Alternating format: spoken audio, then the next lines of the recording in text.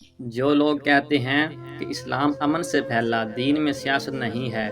ان سے میرا open challenge ہے کہ مجھے حضور پاک صلی اللہ علیہ وآلہ وسلم کی کوئی ایک حدیث مبارکہ، کوئی قرآن پاک کی ایک آیت مبارکہ، کوئی سیدنا صدیق اکبر کا ایک فرمان، سیدنا عمر فاروق کا کوئی ایک فرمان، سیدنا عثمان غنی کا کوئی ایک فرمان،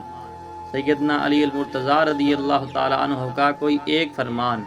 حضرت خالد بن ولید کا کوئی ایک فرمان، حضرت ابو ہریرہ رضی اللہ تعالیٰ عنہ کا کوئی ایک فرمان، حضور سیدنا غوث پاک کا کوئی ایک فرمان، حضرت امام مالک کا کوئی ایک فرمان، حضرت امام اعظم ابو حنیفہ کا کوئی ایک فرمان، حضرت امام شافعی کا کوئی ایک فرمان، حضرت داتا صاحب کا کوئی ایک فرمان، حضرت خواجہ معین الدین چشتی اجمیری کا کوئی ایک فرمان، کسی کا بھی کوئی ایک فرمان بتا دیں کہ جس میں انہوں نے کہا ہو کہ دین میں سیاست نہیں ہے۔